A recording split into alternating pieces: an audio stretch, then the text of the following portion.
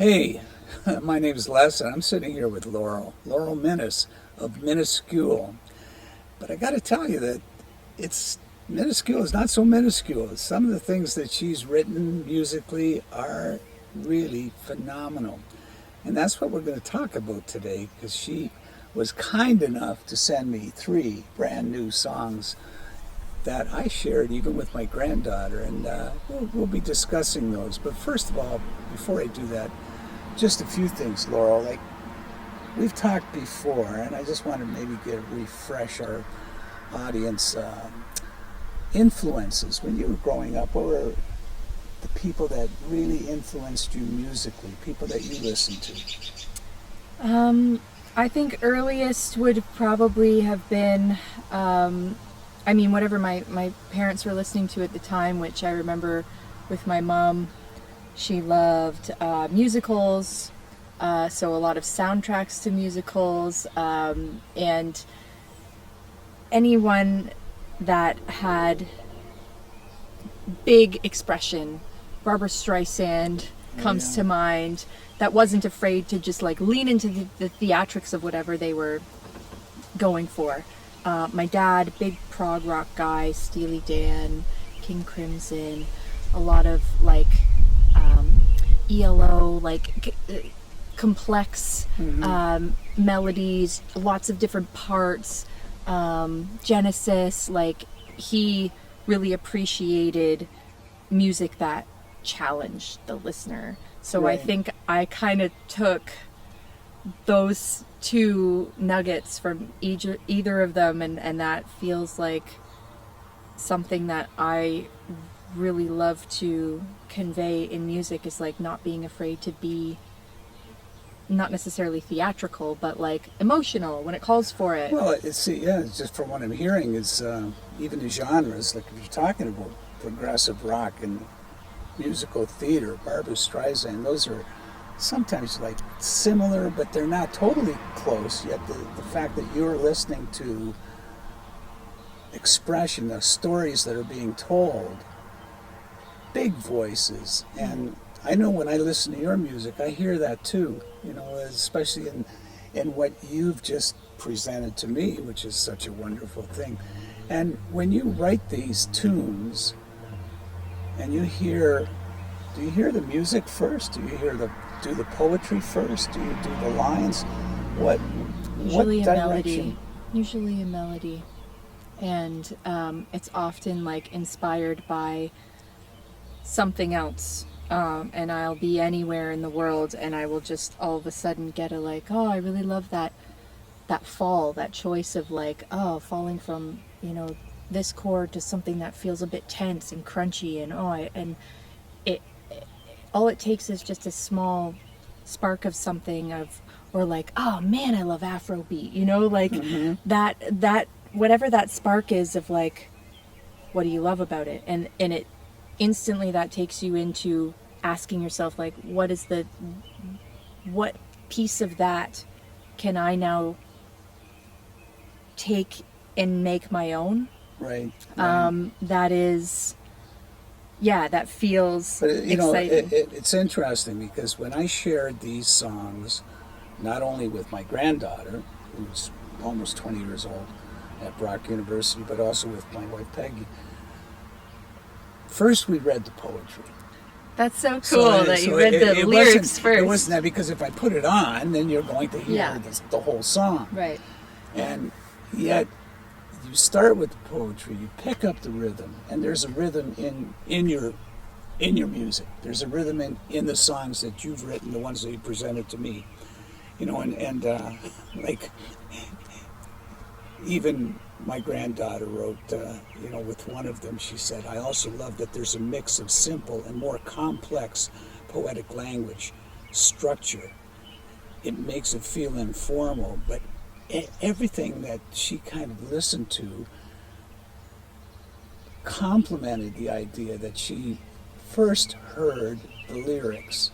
She knew what the lyrics were, and then once the music came in, then she really got into the music. Or one of them, she said, it makes the song sound aggressive. Like the fact that she picks that up, and it almost sounds like scissors, or worse, because of the Ooh, chop, I like chop, that chop, chop imagery. You know, so you go through that, and I think, wow, that's what comes first, the chicken or the egg? And in your case, you're always saying, is it always that way? Is it always the music? No, there are some, sometimes, especially if it is something that I decide I'd like to write a song about this particular issue so that I can move through it, so that I can process it, I'll just sit down and start just like free writing, essentially like a journal entry to myself, or the letter to the person that I'll never be able to send, or whatever the case may be. And then from there, sometimes it'll start with what is the core of this that now I can hearken back to continuously. What is the nugget that I'm trying to present? Mm-hmm. So no, not always musically. Sometimes it's like I start with a purpose and then find the music that suits that, or sometimes the melody will come and it's like, what does this melody, what subject matter does this melody suit? And I had that in my notes, just like when you talk subject matter, you go from, like, these 3 songs are totally different, all 3 of them. I listened to the 3 songs, they're different musically, they're especially different in their subject matter, and also in their presentation from the point of view of the poetry. They've got different attitudes. You get a different attitude in each one. You get a different sense of what feeling you're trying to engender by having me listen to it. And so, for example, the Queen. Here's what my granddaughter wrote about the Queen, because I asked her, just send me a little capsule comment about each one. This one has so much personality. I like the background vocals and the intonation on some of the words. It all feels so fun and creative. Now, it says from what I saw that this song is still a work in progress. That's right.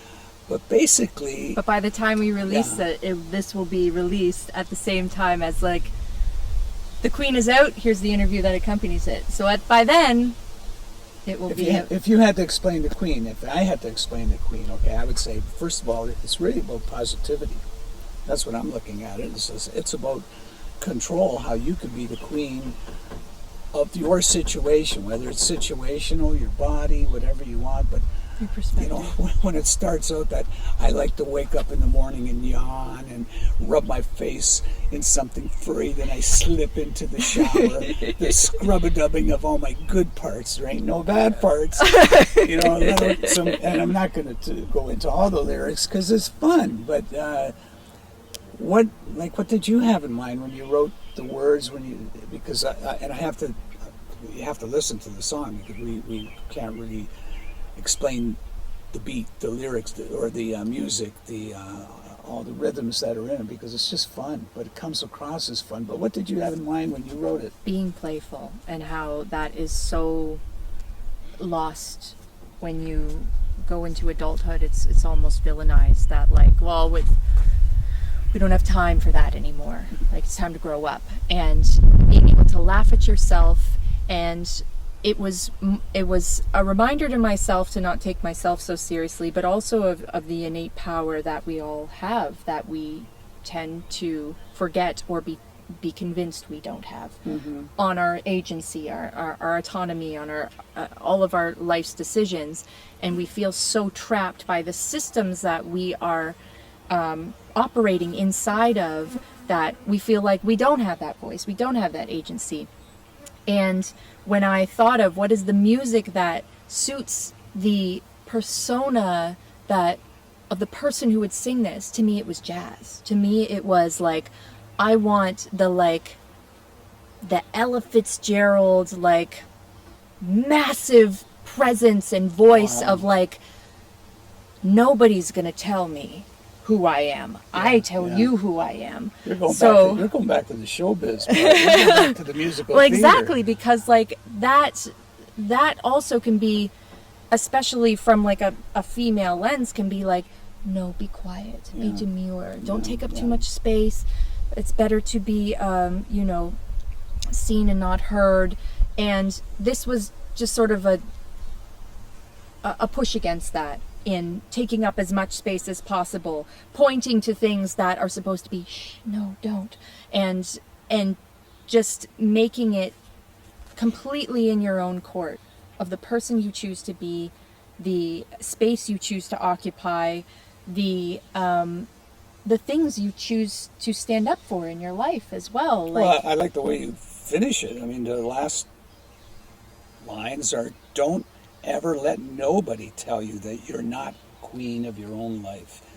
Your body, your choices, you make them and you rule. You rule with a golden fist. Take care of your kingdom and take care of yourself. And I just thought, it was interesting because, again, I'm sitting with my granddaughter who's impressionable. She's a great gal. I mean, she's at Brock University, as they say, second year. And I think about her in these terms, she's the queen. She should be the queen. And when I would think that if you're a gal listening to this, that this will impact you in some positive way. And yeah, I hope so. I can only write from the lens that I occupy, but I really didn't want this to be a woman's empowerment song. It's meant to be that we all have this power. Well, it just happens to be. And remember what she said, this one has so much personality.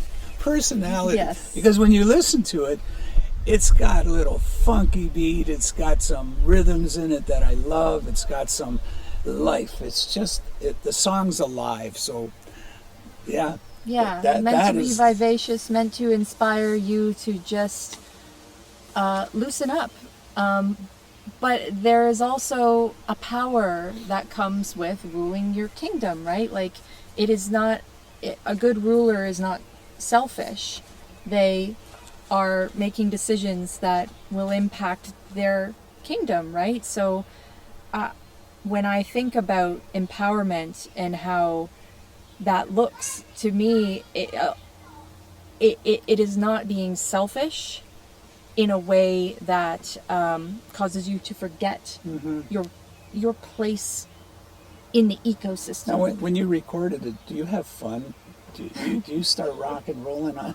Like, this isn't a song that you're going to, it's not like one of the other ones where you get a little more mournful, a little more, there's a little element of sadness in it.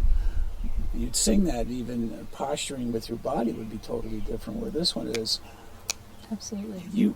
I can see you scrubbing. It's not that way, but yeah, definitely. Absolutely. It's meant to be theatrical in a way that gives people a permission to be too much, be a lot, be outrageous, whatever it calls for. That's what's life. fun, because if you go back to, even like you said, your influences, and here's one of the influences that you're looking at is musical theater, and that's part of it, is getting big. You get big in this, and the queen is big because that's a big figure. If you're the queen, you're the queen. It's not unapologetically. Yeah, absolutely. Well, I love that. And then you switch. You give me the other one. This song was called The Lesson. And it's interesting because I grew up in the protest era, where songs protested political and fomented political change. And this one too has got a rhythm to it. And this is the one where my granddaughter said, this one's awesome. I love the instrumental and how harshly it starts out before the vocals come in. It makes the song sound aggressive, and it matches the tone of the lyrics. That's pretty key right there, because the lyrics are, they're about change. They're about making things happen. But she says it almost sounds like scissors, which when she put that down, I'm thinking, yeah, because you're cutting up a lot of things in society that have to be taken care of and addressed. Now, how did you come about, I like this, would you suggest that this is maybe your socialist anthem?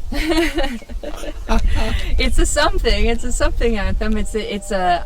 There's got to be a better way than this anthem. I don't pretend to know what any sort of political or economical or sociological system is the new way, but we're all so exhausted and looking at each other of like, are you happy with the way? No, I'm not. Okay, just making sure. And this was a way to just be like, guys, we all know that currently we feel squished. We feel squished under the thumb of something and we can't really put our finger on it. So we point our fingers at each other, and that is a waste of energy and it's not in the right direction. I like that part. And our energy should be used for positivity. Because we have collectively so much more power than we give ourselves credit for, and I believe that that is the intended symptom of the current system, is keep them too weary to see they're imprisoned. Make everybody so tired that they don't have the energy to fight back, that they make everything so convoluted and complicated that they don't know where to start. They don't know where to point a finger. They don't know where to put their energy. You've got one line in there that says, so we battle for crumbs, never questioning our share. And all the while the puppeteers laugh as we squabble and dance to a song that's never ending. So you're talking about, again, that we settle for things that we shouldn't settle for. And and there's no power there. And even if you go back to the Queen's asserting the power, and in this case, but what if this time we joined hands and traversed through the maze as a single strand? There are no ranks. We all get through. And this is about unification, about all of us working together for a common cause or something good. Are you reflecting on society today, like in any real way, like especially with the politics that we know? The song is coming out on the 4th of July. Yeah, so. we're not bringing it all up, but a lot of times this is like the greed, the abuse, the uncooperation. Absolutely. Yeah, and the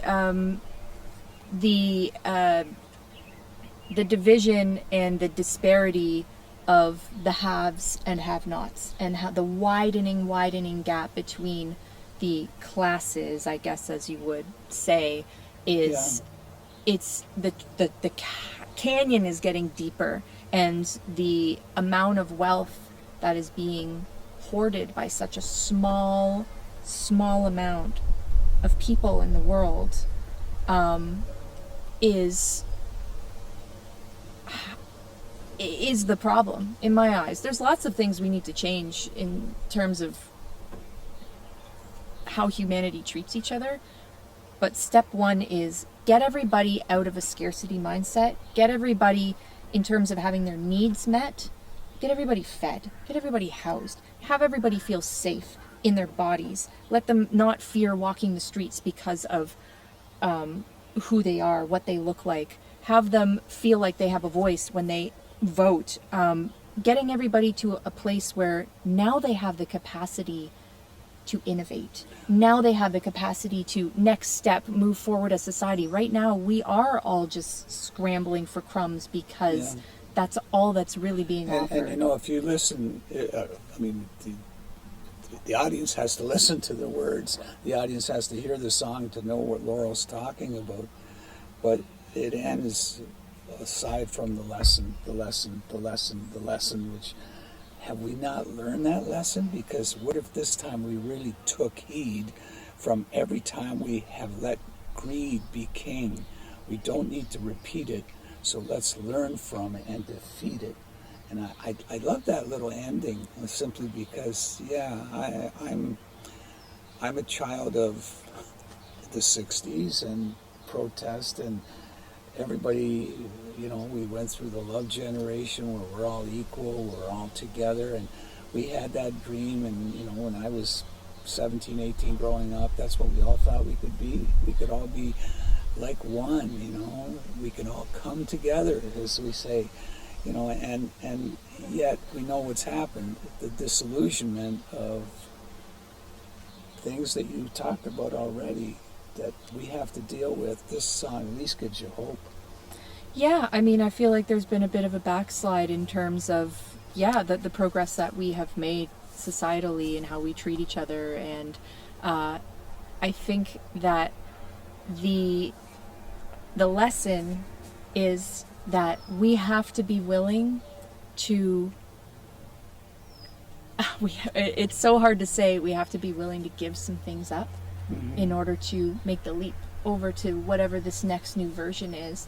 We're already so uncomfortable and strapped and squeezed of all of our juice. So like the idea of giving up the comforts, like Amazon, this is one instance, but like if you I don't want to give that up. That's one of the like few things that I look forward to, of just, and the convenience and the price. Like I'm already so making so little, how do I compete? Well, if you want things to change, you do have to give up those carrots that are being dangled, because all of your other options are slipping away. The small businesses are dying because of the monopolies that we are continuously funding. If you want more choice, you have to choose other things.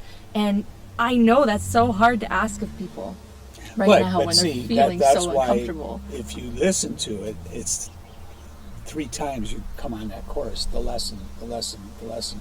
Have we not learned from it?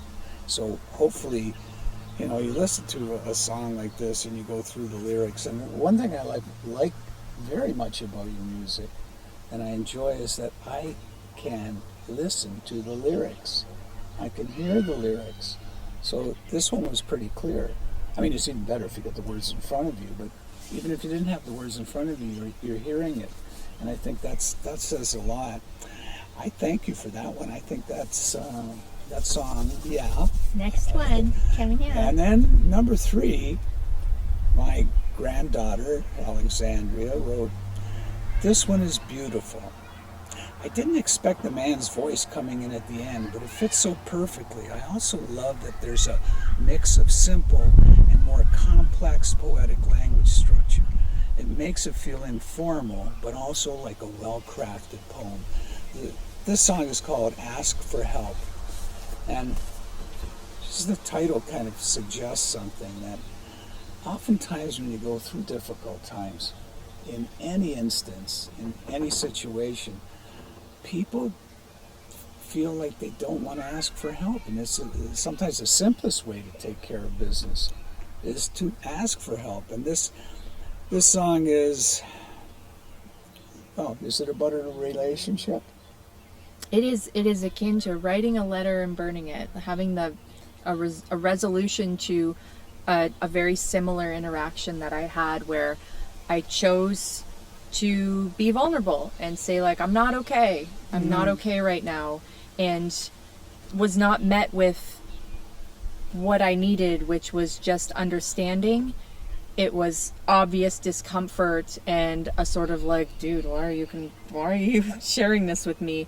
And I thought of all the people that take that leap, that take that chance and try and connect with people and be like, are you okay? Because I'm not okay. And sometimes it works out of like, I'm not okay either. Oh my God, let's not necessarily lament, but like feel seen and feel less alone in that darkness, which like it is the only way through it, is through community, is through, understanding that it is passing and together we are stronger. But when you're not met with that understanding, how do you choose to do it again and do it again and continue to have an open heart and be vulnerable? How do you choose to, after having that just rip you apart, to do it again? And this was my way of saying, like, what did I need to hear?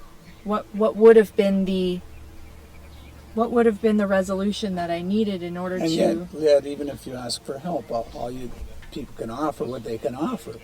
Oftentimes, you ask for help just to get the solace and the consolation of somebody offering it. The solution may not be there. Oh yeah, absolutely. Just an understanding that, like, I don't know how to help you, but you deserve help. I don't know what I have to offer, but I see your pain and it's valid. Like, even just that level of understanding, I think, goes such a long way. And when you are not met with that, I feel for people who have tried and then hit the wall, and then they retreat further, and then they don't ask anymore, and they retreat into loneliness and feel like, well, I'm never gonna do that again. Like, ugh, what a waste. It's not you. It's there is something so much better on the other side of that. And when we're all just... There's another thing that, Alex loved it about the song, the fact that you have two voices, that you have the hers and the his, or 2 points of view, and even some of the language that you used in here, and I don't mean the other one that we talked about before. We'll talk about that in a minute. But just, you made a soulful admission, and I opted for abscission and a callous escape. You deserve so much more than that. But you made, like, here's you making the soulful admission. And then we had to look up abscission. But I know what it means. But it's a great word. But just the fact that one person has that point of view and the other one wants to get away from, I can't really deal with what you're dealing with. But you can still ask for help. That's the thing. So I love like that title. And then we mentioned the word. Because oftentimes when you're a songwriter, you can go and use a word that they would have to bleep out if you played it on AM radio or, so in this song, that's one of those words. You said, where we all understand and the lost are not damned to be left behind. Such a fool to expect that you just get it and it'd all be fine. But get it, it's the F word, and you may think, okay, I have to use that. But if I read it the same way, such a fool to expect that you just wouldn't get it. Or you just understand, or you just, does it still land? Does it still land? That's right. So how do you feel about that? I mean, when writing as a writer, I mean, you're the one. I remember having a teacher in high school that, I think we were like, I don't know, in grade 10 or 11, and so pretty young, but it was writer's craft was the name of it.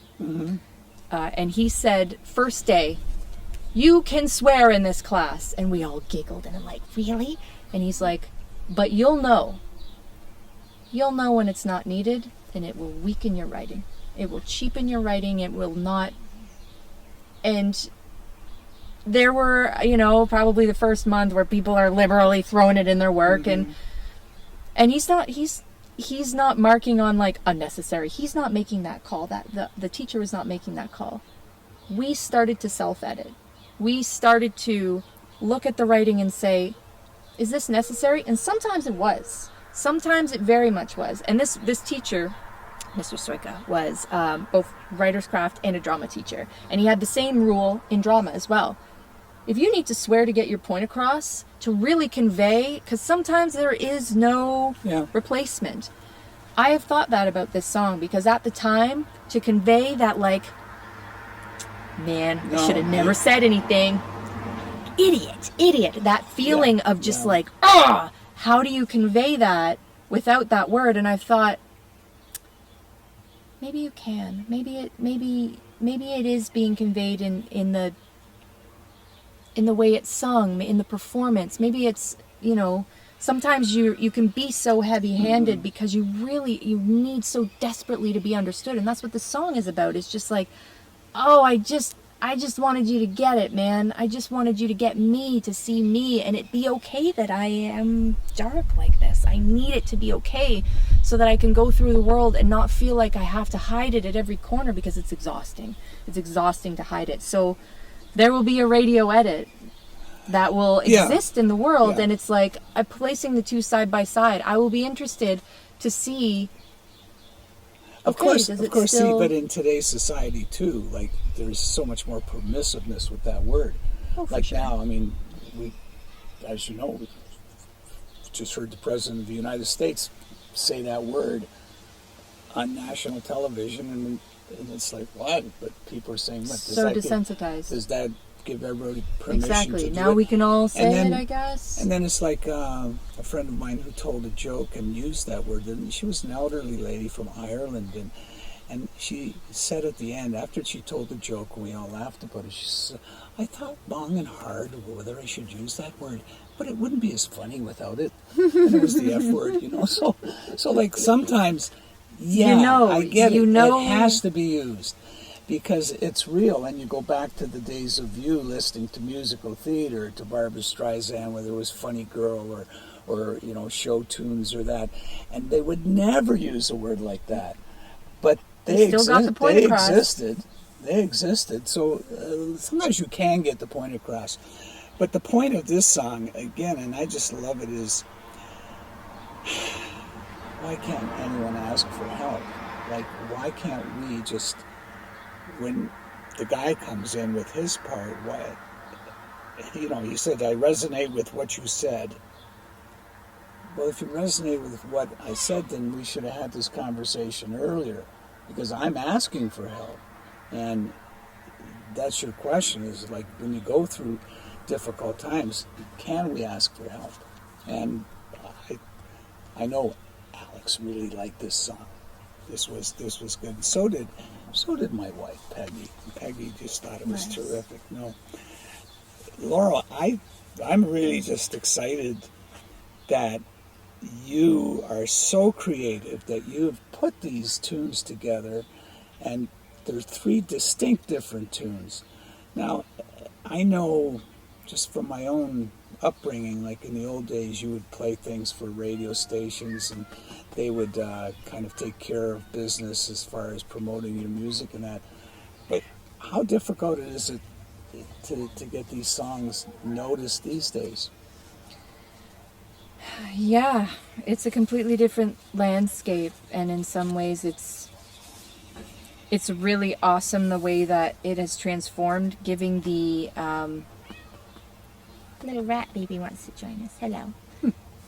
It's really awesome how it has transformed to give the means of production into everybody's hands, to where anybody can have a song idea and record it at a quality that you can just release it. GarageBand or Reaper or any of the recording program. Like, everything is very affordable. Everything is very user friendly.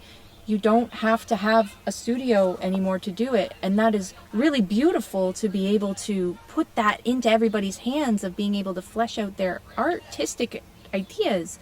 But at the same time, now it means that there is an absolute sea of options out there, and people understandably get very overwhelmed and desensitized. It's kind of like the same with streaming services, where like, you're not going to a video store with like, oh, I want to see the new Jim Carrey movie, whatever, with like a purpose. You're just scrolling of like Netflix, of like, what's up right now. Choices, so many choices. And the the sea is vast. So how do you, when you are a drop in that ocean, how do you find your people? In my mind, it's find the people who like music that shares either values or characteristics or something with your music. Maybe people who love musical soundtracks. Yeah. Who's listening to, Cynthia Eriva's new album? Who's listening to the Wicked soundtrack? Who's like, I don't know. There is definitely a person out there that fully embraces open-hearted, emotional music that they're out there. How do you find them? Well, you find them based on... They find you, too. They find you, and it's, I think the word of mouth says a lot. Like, I know if Alex heard, and she has heard your music, she might be telling her friends at Brock, you gotta hear this. This is really cool. And next thing you know, somebody tells you, it just goes this way. Yeah. We know that happens. It's how it used to happen organically, Yeah, right? And then, this is it too. You make music because you love to make music. It does something for your soul too. If you don't get noticed, you still will make music, Still right? gonna do it. You still will do it. Well, personally, I love what you do. I love your voice. I love your energy. I love the music that you just have come up with, and I'm amazed at that creative process, and I hope you never quit. I have no choice. I can't quit. That's it. We'll leave it at that. Thanks a lot. Okay. Yeah. Nice. What do you think, buddy? Well, you guys freaking nailed it. It's amazing. All in one take? I think we got more than enough.